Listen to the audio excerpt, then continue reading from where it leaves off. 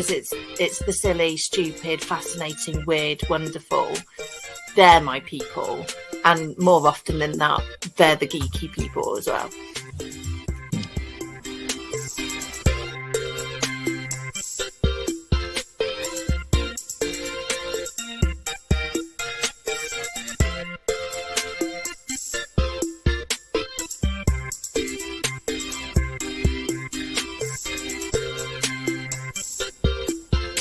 I mentioned Betamax. For anybody older, that's the old version of a video cassette.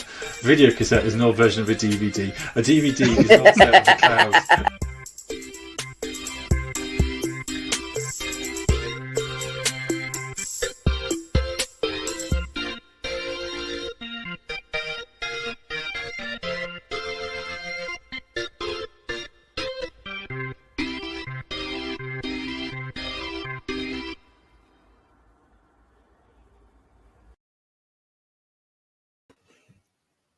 Hello and welcome to Faith in Geekery. I am Becca and this is Mark. Hello. Hello, welcome. Hello, Mark. Oh, wait. Oh, there we go. Wait. The problem is Hello. I keep changing rooms, so I never quite know which way I'm going to be. Mark, how are you this week? I'm all right. A little bit busy as usual, but yeah, all right. How are you, Becca? I'm good. I'm in London at the moment for a bit of all we can team meetingingness. I walked down a street earlier and you could see Big Ben, the London Eye, the houses, no, Westminster Abbey, all together with two London buses in front of it. And it was the epitome of a London street scene. It was quite exciting. It shouldn't have been, but it was. Very good. Did you have someone like a street guy What geeky things have you been up to? Oh, sorry, we talked over each other. Did you see somebody kind of doing Someone a with an umbrella. charcoal drawing? That's what I was going to say. We're mismatching a little bit there, Becca. What I saw was a chimney sweep and doing a jolly dance. Is that you, Mary Poppins? Was it? Oh, Mary Poppins. I can't do a Cockney accent.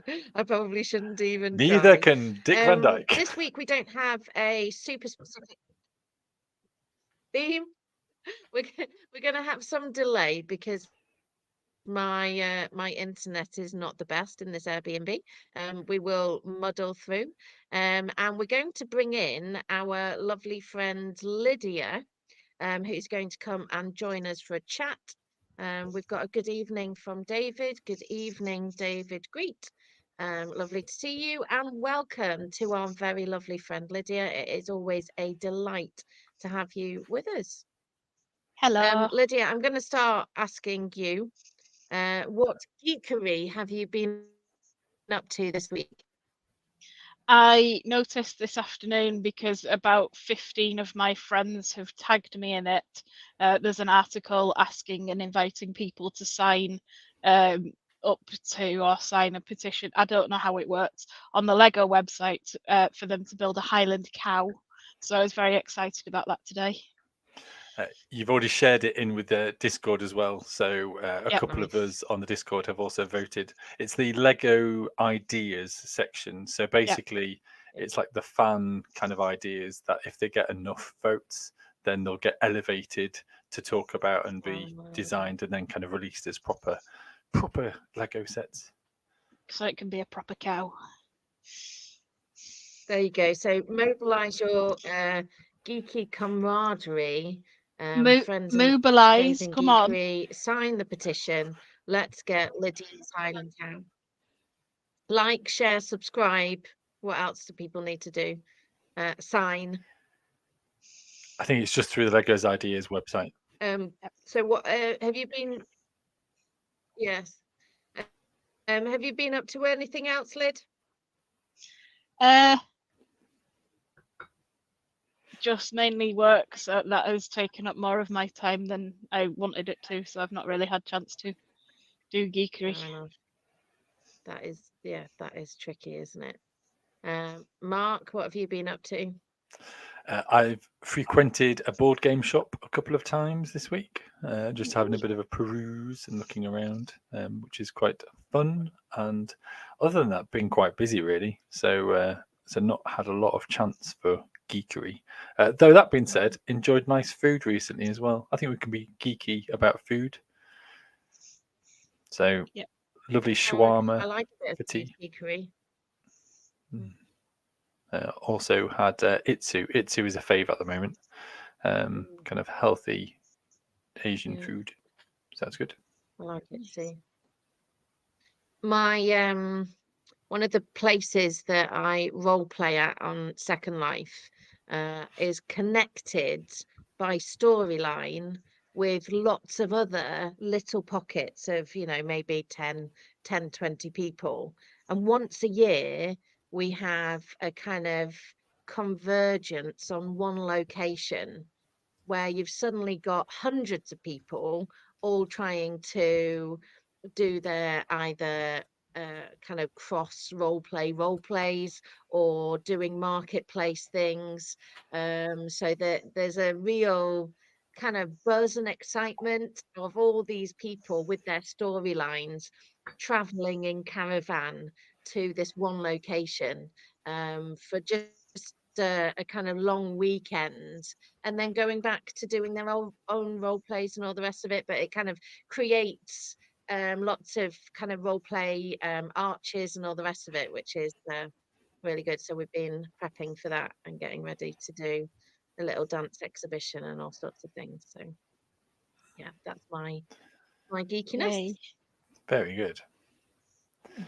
Mark, do you have some geeky news for us? We do indeed.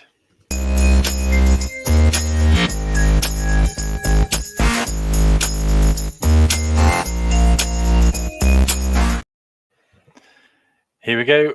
This is geeky news in the other format again. This is a little newspaper article with the little cow that Lydia kind of referenced a little instead of the E, or just thereabouts where the E is. So a little nod to there. We've had, this is very much a Oscars themed geeky news, because we've got Ryan Gosling singing "He's Just Ken," and big news for Oppenheimer and Poor Things, and I think Barbie only got one Oscar, which is such a tragedy, really. I think that was for Billie Eilish's song as well. So, but I'm glad it kind of got a good set piece at the Oscars, even if it didn't get like the recognition it should have got.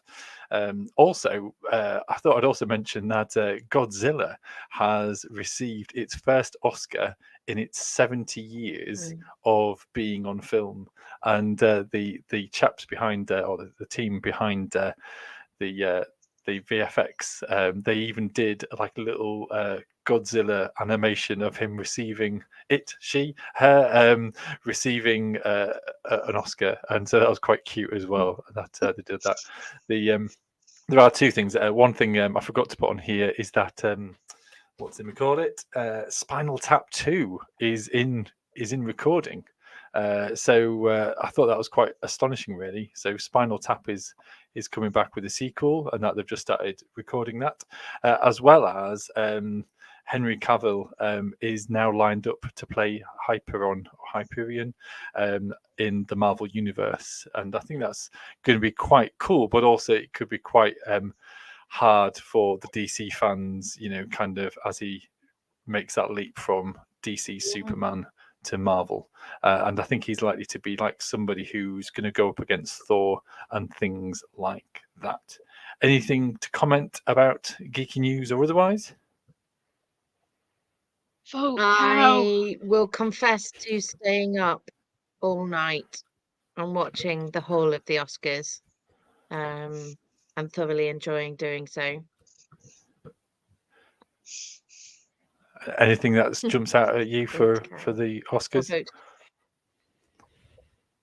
I'm not surprised that Barbie didn't get more Oscars, and I think a lot of the commentary with the British ITV Jonathan Ross panel that they had in between, did reflect that comedy often doesn't receive and I think also Barbie's reward was the huge numbers of people that just enjoyed it. It was very enjoyable.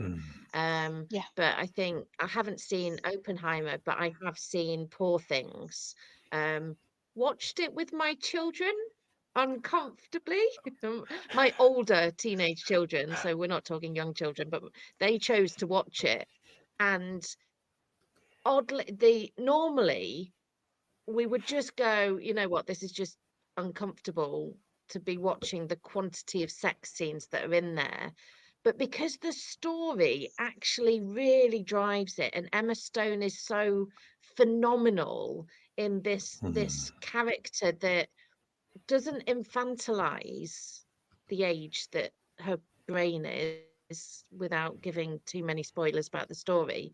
But just her curiosity and her wonder at the world, and her willingness to, thank you, to kind of explore and learn and gain more and make mistakes and enter into relationship and test relationship with childlike wonder was just really, it was the fact that we just stayed watching it, despite the fact that there's the huge quantity of sex in it, is really telling about the storyline, because otherwise we'd have turned it off. And I think it was well deserved for all of the awards that it did get, especially the costuming. I thought that was, it just really created a believable world that was parallel to our own understanding, but different enough. And it reminded me of Fifth Element,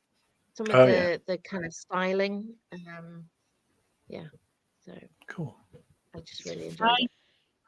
I wondered about the Barbie film, whether people had a stereotypical view of it and didn't actually watch it. Because I've Mm. seen basically saying, why would a little girl's film win an Oscar anyway? But they've obviously not watched it to make that judgment of it. It's not a kids' We've film. got a visitor of Oh, Bacon. a visitor actually in the room with Woo! you. Hello, Tim. Tim Baker, do you have any opinions on the Oscars? No, I confess that regularly with Geeky News, this is where I learn No. things that have happened rather than having opinions about things that have happened. So I've just found out how many Oscars Oppenheimer won because you were talking about it. So, thanks for that. Your wife says hi. Oh dear. Oh. Nice to see you. On that note, though, folks, that if you do ever have geeky news, then please do let me know. Specifically through Discord, that would be the best, because I realise that a lot of this stuff is my own kind of intake of news, and so it's kind of like the geeky news in the shape of Mark and my algorithm and things like that. So if you do feel that kind of going, why has he never mentioned about this before? It's most probably because I'm not in the loop. So please do let us know about it. But yeah, thank you, Tim, and I'm glad that we can be of service to you. It's very appreciated. Keeping Tim Baker informed for the good now of thank you for humanity. helping me do a phone call with home as well. That's all very useful. Yeah. I'm going to go and eat my dinner. Hannah thinks that Barbie was ace too. Absolutely.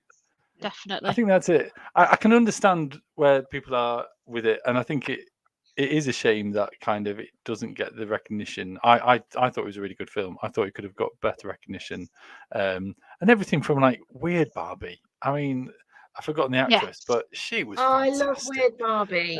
Yeah. And it's just like to embody that. I know it's in a humorous way, but yeah, it's just. But I think maybe it was also. I wonder with her name's completely gone. Barbie, who plays Barbie? Margot Robbie. Margot Robbie. I think she's a really diverse actress. I think when she is in each role, she is so believable and endearing. I absolutely loved her as names, Becca. The Joker's girlfriend, who is called Harley Quinn.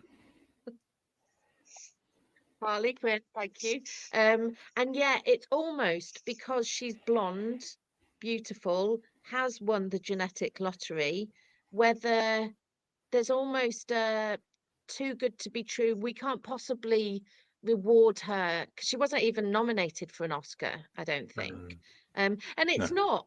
not a groundbreaking role. I think America deserved the nomination for her ability to deliver quite a good monologue. But then they were the roles themselves weren't groundbreaking moments, but I do wonder what it would take for Margot Robbie to be able to win an Oscar when she is so beautiful. It's almost like I can't remember who it was. It's another blonde actress who played a serial killer and made herself look incredibly ugly for the role. Can you remember Is that that one? Charlize Theron? Yes. And it's only then that you're taken seriously. I'm so sorry, my ability to do names, this is why I'm a geek and not a nerd. Is what does it take for a beautiful woman who is slick and professional and talented to be recognized for her sheer talent, outside of making herself not look the way she looks? I don't know. But I loved who did win supporting actress, and actually I think Emma Stone deserved. So on the back of this, this is our suggestion that Faith and Geekery should judge the Oscars next year. We'll be happy to watch all these categories, suggest all the categories, and offer them all as well. Present the Oscars. It might not be as slick as what's his name, Jimmy Al Pacino. Because that was a little bit of a car crash. I didn't mention that about him. The fact that he couldn't be bothered to mention the nominees, he just said the winner, which which was quite surprising. It was just like, wow. But I guess he's Al Pacino, so he gets away with it. Yeah. Anyway, anything else to say, or is that the end of Geeky News? You raised a good I point, think Mark, we've been- about it being humorous, but there's a lot of examples of humor being a really good vehicle for truth telling as well. Yes. So I thought the Barbie film did a very good job at that. Yeah. Yes, and there is that what humor gives permission to do. And I think we often see that with stand-up comedians, that they can address a current issue within the news, that they can address and challenge current politics in such a way that it reworks some of how you think about things, in order to change the narrative. By doing it in an unthreatening way, you help it. And we do similar things when we talk about death. It's not to belittle death, but there's something about the way you can bring humor in, that allows it to become a safe enough space. So for Barbie to do that, for Ken to do that, and be a man and be really vulnerable, while dancing around in a glittery pink outfit. Yeah, I think that storytelling is really important. Yeah, absolutely. Shall we move on? Yeah, I'm just hoping we've not given any spoilers. Sharon Lacey says she's not watched it yet, so No. I don't think we've given any spoilers. Especially when for us. Okay. This is the end. Quiz? This is the end of Geeky News.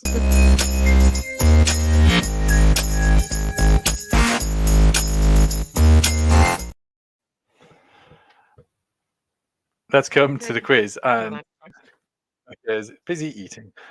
So pens and paper ready. Folks, we're very quiet on the comments, apart from the the Baker Exchange, and David and Sharon. Oh, Sharon is making her want to watch it. That's good. That's brilliant. It is recommended, isn't it, Barbie? It is a good film. I enjoyed it. I think We there's all been a enjoyed it. universal It was good. recommendation from Faith and Yeah. Geekery to watch Barbie. Absolutely. We haven't quite got like the Lent group with it yet, but maybe next year. So let's come over to the quiz. Pens and paper ready, and let's start off with question number 1. Crufts took place last week. I'm going to be nice. Name a breed of dog. So That's not where I anticipated that question going, but thank you. One breed of dog? Yeah. I mean, if you want me to say name the breed of dog that won best in show, I mean, would you prefer that one? No. Oh, there you go then. I feel tricked that you're lulling Okay. me into a false sense of security. No, I think I just thought I'd be nice, and there we go. So question number 1: name a breed of dog. Question number 2: how old is Godzilla supposedly? I'll give you a clue. In millions of years. So how old is Godzilla? This is science fictionally. Sorry, spoilers. This comes down to me doing research. Is there parallel to evolutionary? I mean, it makes no difference at all, as I do not have the numbers in my head to go, yes, the Tyrannosaurus Rex lived. Okay, anyway, next question. So my daughter came. Sorry, just on the tangent. My daughter came out with a cracker via Becky, my wife, and she said, "Why can't?" It's known that Tyrannosaurus Rexes can't clap because of their short arms. But in fact, the real reason why Tyrannosaurus Rexes can't clap is because they're dead. I quite like that. Quite like that as a little bit of a gag. Yeah, it's really good. Anyway, so how old is Godzilla in millions? And please, folks, don't give the answers on the comments. And okay, next. Yes, whose photo got into trouble this week due to it being lightly photoshopped? So whose photo got some trouble or got them into trouble this week due to it being photoshopped?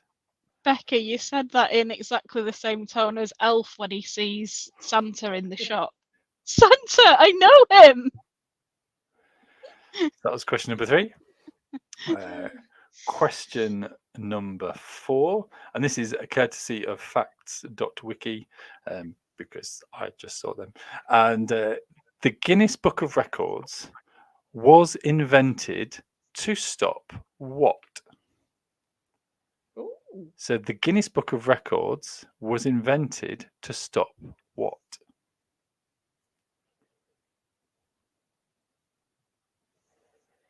The clue is in the Guinness, as in about Guinness related.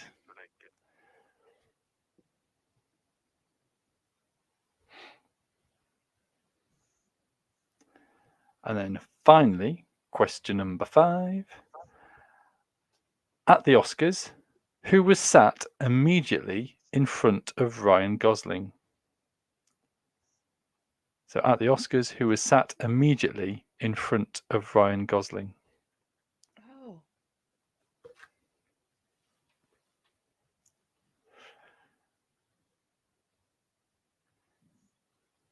Seems to be that Lydia looks confident. For the podcast listeners, Becca is unsure. They moved around. They moved chairs around. At the beginning of the song. How about that one? Okay. Oh, okay. I know. Okay. I have no idea. For the rest of the Oscars, he was sitting in a different seat. Apologies. I only saw the main bit. Okay.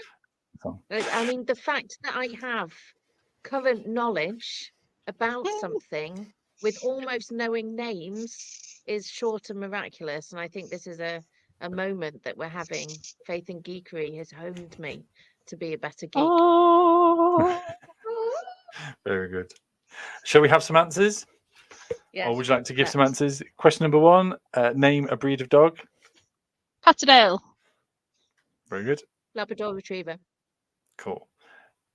On the off chance, do you know which breed of dog won the best in show? It was some sort of sheepdog. It was an Australian shepherd dog. So Yes. sheepdog. Yeah, Interesting. I like that. Its name was Did not know Viking, that. in fact. Okay, number 2. How old is Godzilla? 70 million years. Older. I've got 50 million years. 252 million years old. I win then because I was closer. Unless anyone else is listening who gets close. Yes. I don't think it's quite anyway. Number 3, whose photo got in trouble this week due to being photoshopped? So Kate. the straight answer might be Princess Kate, but there's some doubt as to whether it was actually her photo. Oh yeah, I mean, I've gone down. I'm sorry, I Yeah. went down the rabbit hole, and I'm scared of Conspiracy myself theory. now. Yeah, I've been Oh. quite surprised the conspiracy theories coming out, kind of going, "Oh, she passed away years ago." You know, this is just a reptilian replacement. You know, and, I think it. Yeah, I just find it funny that we're complaining about a royal who may or may not have just photoshopped it at home, compared to a front of a magazine where, you know, like limbs are It's replaced really, and really toned up. strange. Yeah. So Yeah. I wonder how And many it of these feels newspapers. so unimportant. Yeah, I wonder how many of these newspapers complaining about it or kind of reporting about it actually have their front covers, various photos touched up and amended and changed. Exactly. And it's just a bit. What know. was supposed to have been photoshopped? The fact that kind of the posture and the hands and arms and positioning of kind of people, there is a bit of a rabbit warren of what is this an old photo from like October, because the tonal colours of blah blah blah. Please learn from my mistakes and do not enter the rabbit hole. A member of my family went down that rabbit hole, so I didn't need to. So moving on to question number 4. See how I moved on seamlessly there. The Guinness Book of Records was invented to stop what?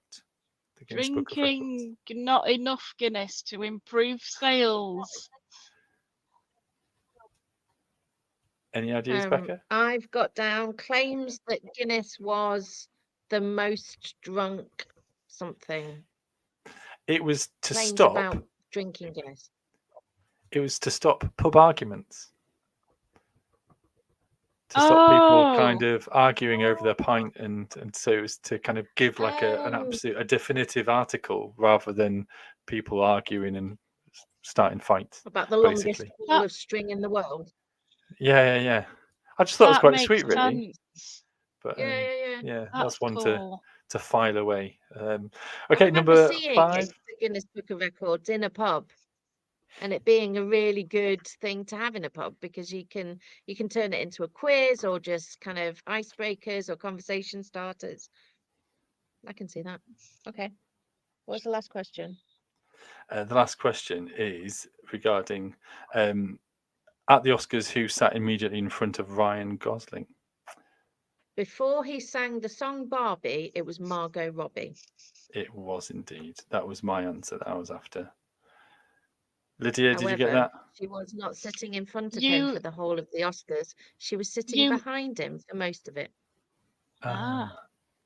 Mark, you gave me the credit of seeming very confident earlier, but I was actually staring into the middle end of space because I had no idea what the answer was. Got to say, sorry, I was just looking at Guinness Book of Records, or a friend who I knew at college, and basically she does a radio show and otherwise, and she went to go and she went to go and report about Guinness Book of Records.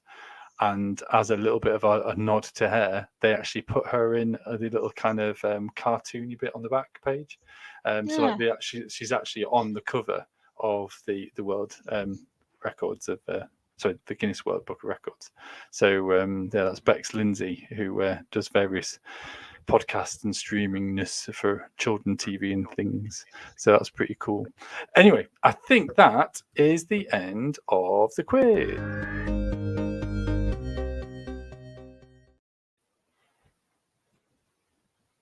Week, we do have a vague theme, do we not, Mr. Stennett? Your goodness.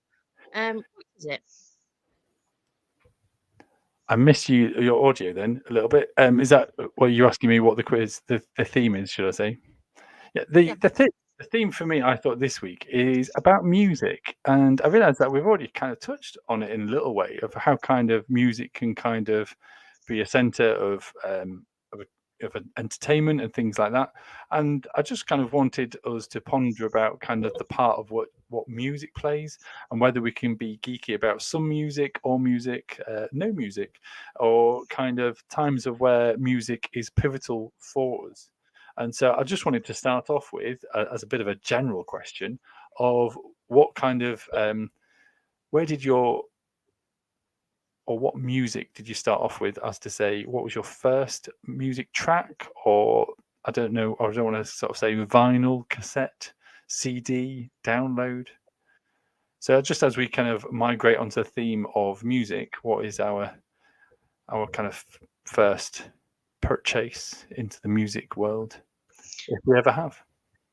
I remember being very excited about buying the single "I Turn to You" by one of the Spice Girls, and I know Mel that C. I should Mel C, and queuing up outside Woolworths. We miss Woolworths, with my brother to buy said CD.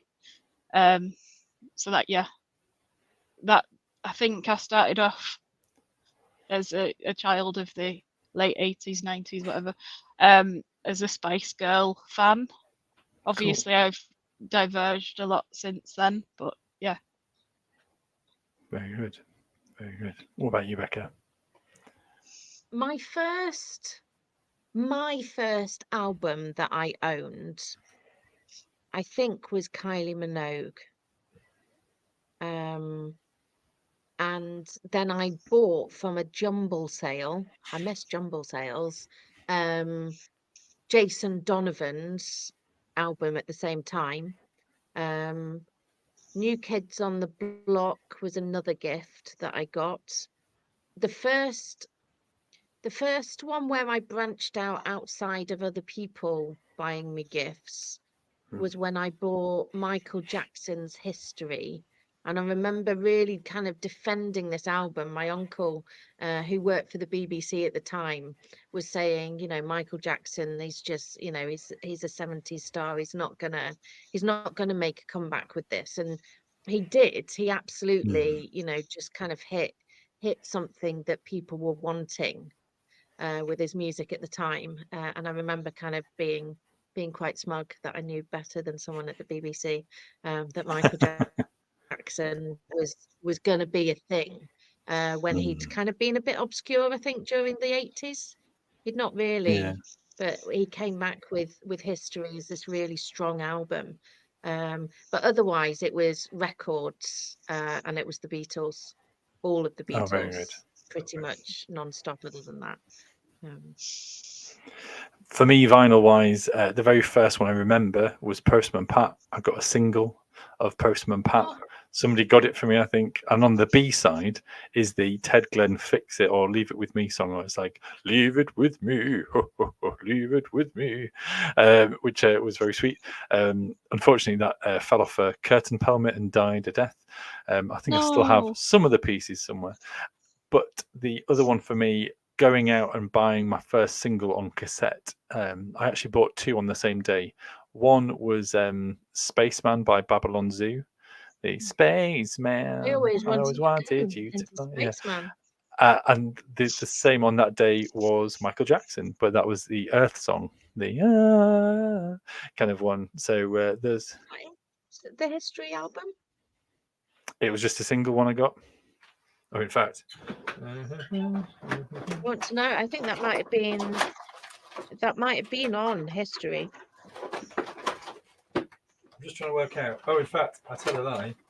The very first one I got was Googling there. Was Ace of Base, All That She Wants. Is fact, that I remember- baby? She's gone Yeah, tomorrow. She's gone tomorrow. Oh, So I it's remember. Oh going gosh, that was so back 92. to the 90s now. That was 92. Sorry for podcast listeners. I've just brought it out of my desk drawer because I have things like that just randomly lying around. I'm trying to work out. My nephew, when he discovered one of my brother's cassette tapes, took it away, and my brother went and found him, and he was trying to plug his headphones directly into it, thinking that would play. Oh, that's so sweet. Yeah. It was So on they had the a whole history album. Yeah. Right, song. Very good. They had a whole evening then where they played cassette tapes, and my brother explained the significance of a pencil to a Very good. cassette. I better not try delving any further into these drawers, otherwise you'll never see me again. Yeah, I had a similar experience with a reel-to-reel with my dad. My dad showed me a reel-to-reel kind of deck. So I kind of remember listening to some Shadows and Cliff Richard on that. But yeah, it's amazing how kind of technology changes, but yeah, kind of the passion for music. There has been a comeback with vinyl. And is that because it is vintage, and is it an aesthetic thing, or is it because there's a sound quality to vinyl that is different? It's not necessarily better or worse, but is different to putting on a CD or a digital. Is there something as well about the sensory experience, because the smell of the machine and things like that as well? There's so much going on when you use vinyl, isn't there? Yeah.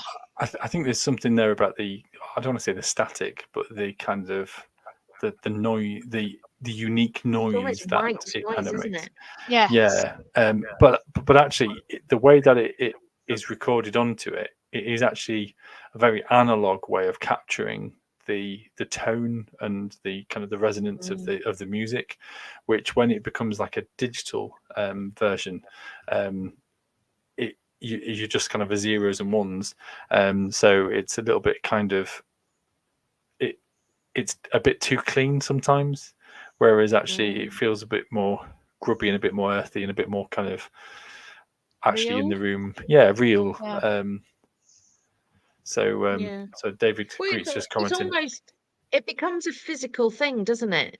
Vinyl is physically playing the music in a way, using a digital, using an MP4 3 player or your phone.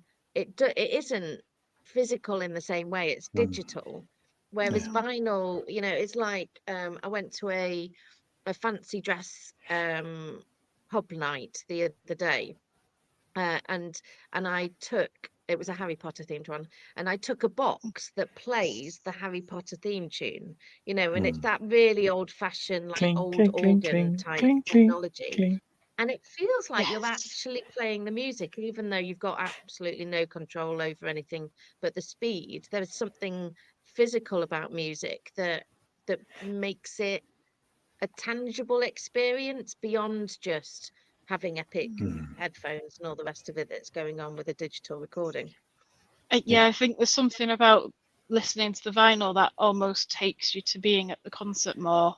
So, like, I used to be part of a brass band, and having the music playing all around you is something amazing.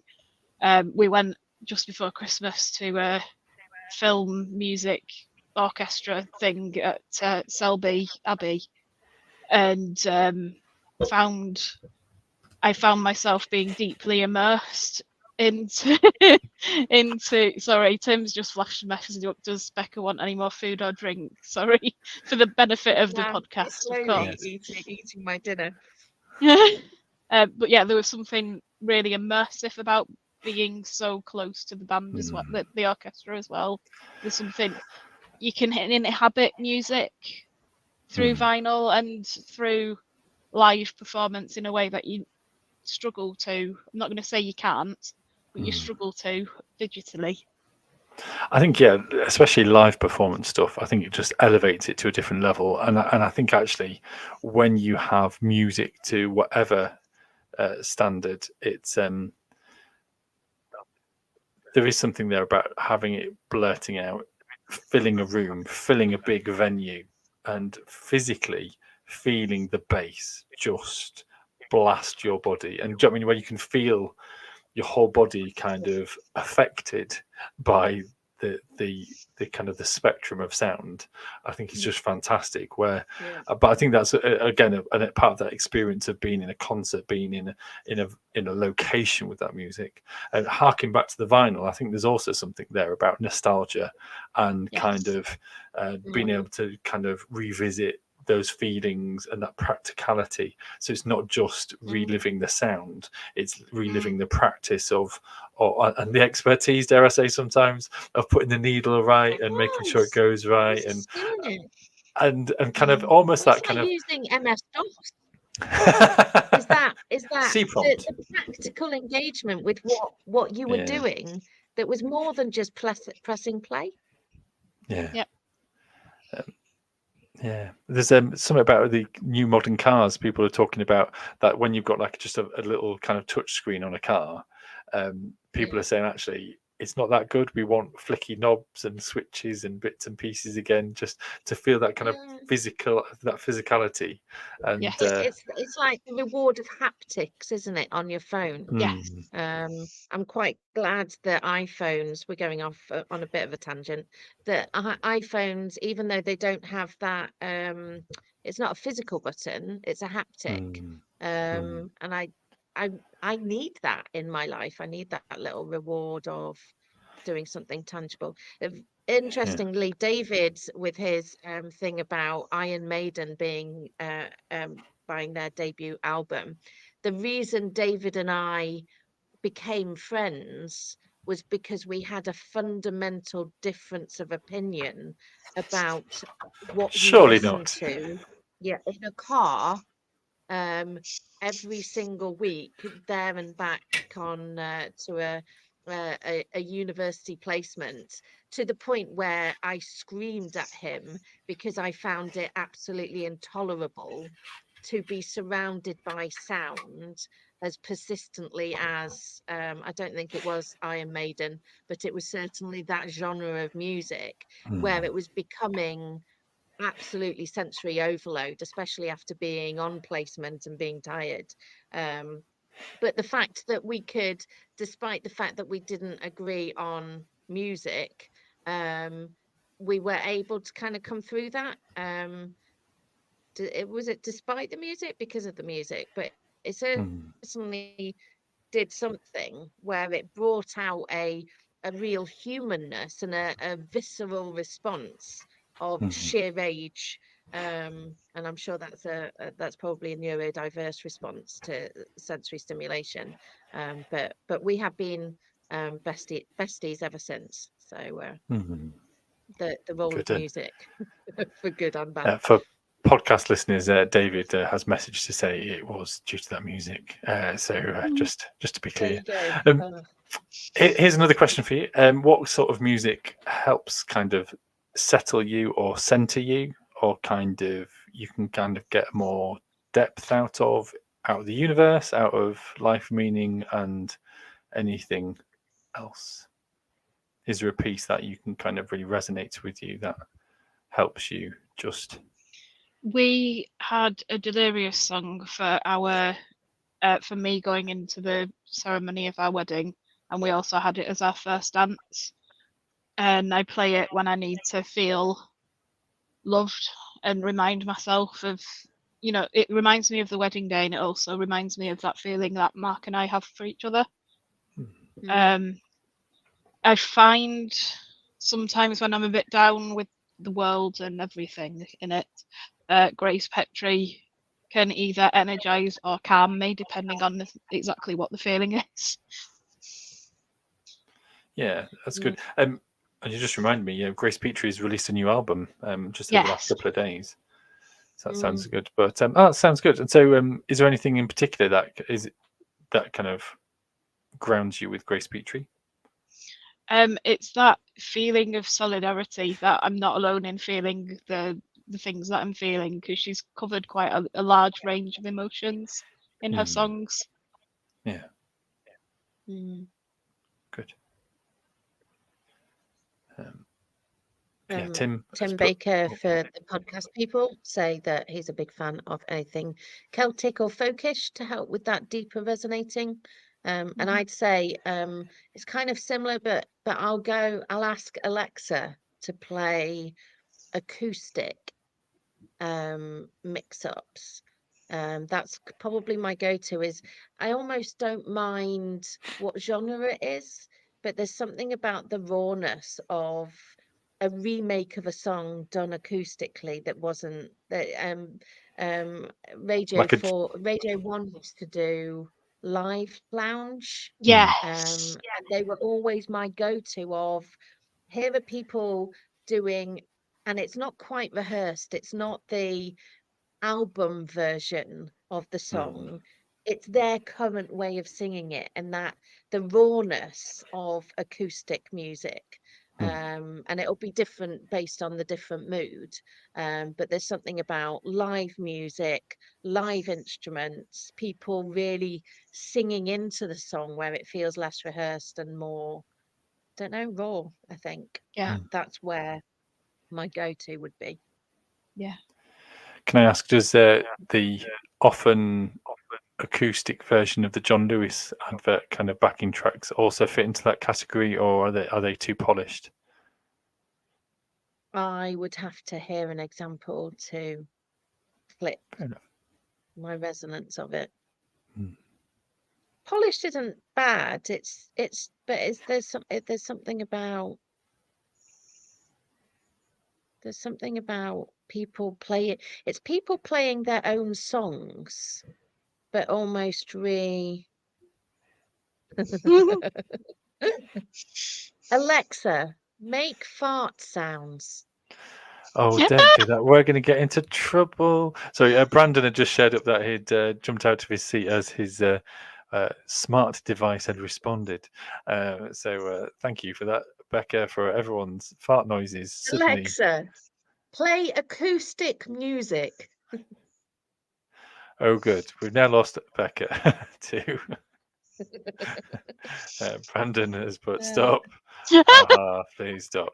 Not the direction we were expecting to go. Not that one I was expecting to go in. Not that Alexa ever responds to me when I'm actually in a room with an Alexa, but we'll do over the internet. So that's great. Mark often comes into the kitchen to find me arguing with our smart device because she's not listening to me. Other smart devices are available. Yes. Tim's encouraging smart devices to subscribe to Faith and Geekery podcast, which is an appropriate mention to say that we are on a podcast. We are also on a Discord and things like that. So please do like us and share with your friends, family, and strangers, just so we can. Somebody like us, please. Sorry. Absolutely. Just like us a little bit. I think what I'd like to bring it back around to music for me, and I don't know if I've mentioned this before, but for me, a song that I kind of come back to time and time again, and especially one where I'm feeling kind of ponderous or kind of missing folks, so like people who have passed away, is Good Riddance by Green Day. And I realise the irony of that title. I don't mean that in like a haha, touche, goodbye. But there's something about the words, and it's something about the style of music, and it feels really heartfelt. And I've got the lyrics up here. And it says, so take the photographs and still frames in your mind, hang it on a shelf in good health and in good time. Tattoos of memories and dead skin on trial. For what it's worth, it was worth all the while. And that for me is something that I just continue to return back to, is that if it's an anniversary of someone who's passed away or someone from the family, that for me is kind of making worth of those thoughts and feelings, and I really do kind of see memories as still frames in my mind, and so it kind of is a nice reminder to say it is okay to have those feelings, it is okay to express this, and it isn't a good riddance as the title suggests, but it's a nice chapter heading, or a nice moment to pause. And I have been known to have that song on a number of times, just after each other, just to kind of give me enough space to recognise that. Sorry, I realise if I've just kind of brought it to a very serious tone rather than smart devices farting.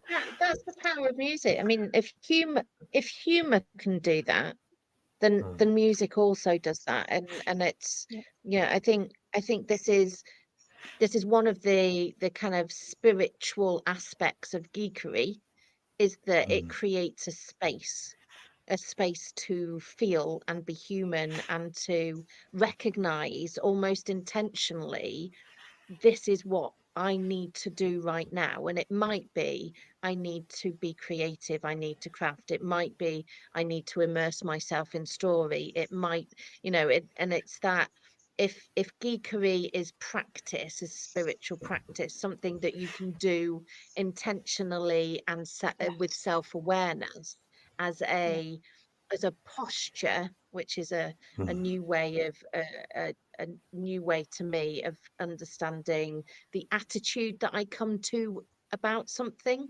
If I can do that with my geekeriness, to allow myself to be fully human and wholehearted, then that's exactly what music can do, probably often better or more universally than many other things. I think music transcends, because there's so many different genres, so many different ways of understanding what music is. So, yeah. I think for my neurodivergent brain, at least, I don't know if it's the same for anyone else, because my brain is my brain and your brain is your brain. But there's pretty much always a song playing in my brain. And if someone says a specific phrase or whatever, the song will start playing like a sort of broken jukebox. But it does mean that I've got some sort of creative juice flowing all the time. Yeah. So it's really interesting. But the downside of that is my brain's probably never fully quiet. So if I need something, if I need to calm my brain or just stop the jukebox temporarily, I will have to play another song or play some white noise or something. Yeah. Yeah. We do that with my eldest, who we're still waiting for the full process and assessment to go through. But when he's stuck on a song and the lyrics are just going over and over again, we just stop everything, find the song, play it all the way through, and then it can end and get closure. And I think just recognizing that, where you've got, because I'm one of those people that someone will say a word, and despite my poor memory, evidently, for names and places and dates and numbers, someone will say a phrase and I'll just be able to burst into the songs of the lyrics of whatever it is that they've just said. And I think that's delightful. I mean, it might be irritating for everyone else around me, but the joy that music can bring, and the moments of humor, and the kind of that the creative links it does create, is wonderful. Can I ask a faithy question about music as well? Is there a track or song, hymn or other that kind of helps us find God, or finds ourselves back in the rung with God? So many. Oceans is one of mine. I think it's the offering, the invitation to be brave. And I think also the rawness of when I've seen it sung live, and also is it A Billion Reasons, So Will I can't remember the actual title. Yeah. That gets me every time. But the first time I heard it was not Slick Hillsong. It was two young people at a Thy Kingdom Come event in Nottingham, singing it on guitar in acoustic, and it was phenomenal. And then, you know, I heard it done full production with Hillsong, but it was just, yeah, it makes me cry. And I think that's my measure of a good Yeah. worship song, is that it brings me into a place of awe, and that Mm. I'll always get tears. Mhm. About you, I think Lydia? because of my mental health struggles at times, I keep coming back to the song "You Say" by Lauren Daigle, because it reminds me that even though Yeah. my own brain is lying to me about how rubbish I am, yeah, other people and God think that I'm worth something. Yeah. Just by being me. So For that's sure. always cry when that is played. Yeah. Yeah. Yeah. I think for me, I could choose songs or hymns, but bizarrely, it's sci-fi. It's Murray Gold, who used to be Doctor Who song creator, and now has returned back to it. So I'm awaiting to see what he does in this new album. And now I don't mean things like the Goblin song, but there's kind of some kind of the Madame de Pompadour, which is kind of from ages ago now, but some of the kind of incidental music, the background music.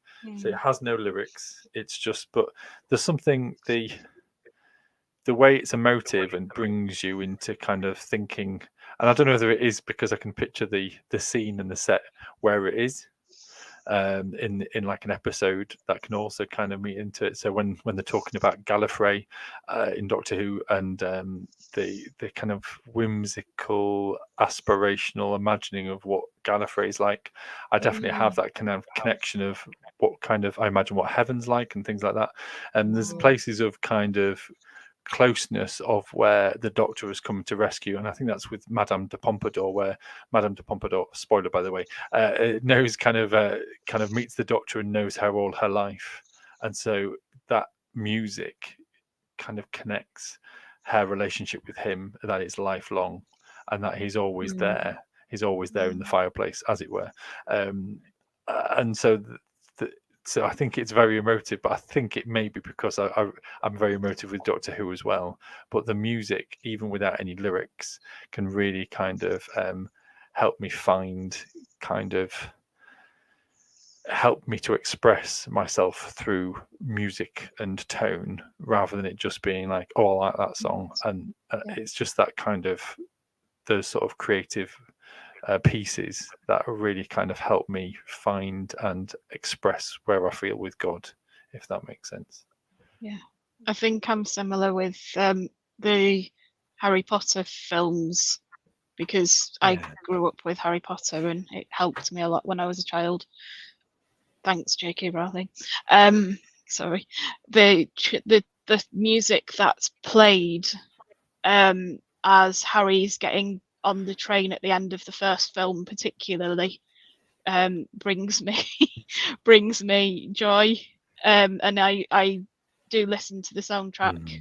But I think there's something really wonderful and beautiful about orchestral music, particularly for conveying emotions without words somehow. Yeah, I get that. We're running out of time, but I would like to plant a question in our viewers, listeners, geeky families' mind.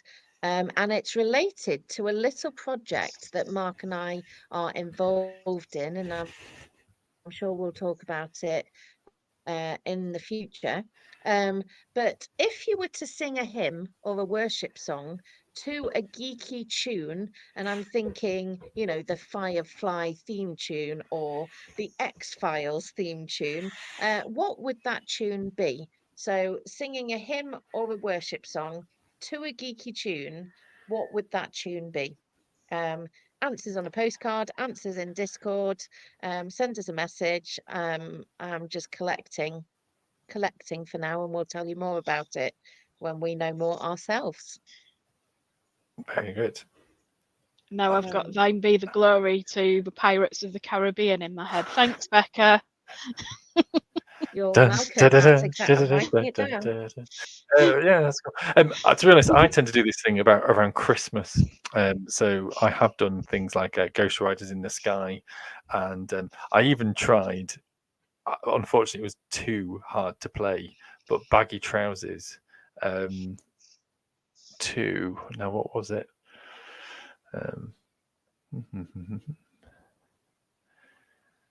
Yeah, not very good for podcast or streaming to try and vaguely remember what song it was. But it was very hard to play, just practically Baggy Trousers to play on a guitar, let alone to try and put a hymn around to it. But I'll try and find that out and pop it in Discord another time.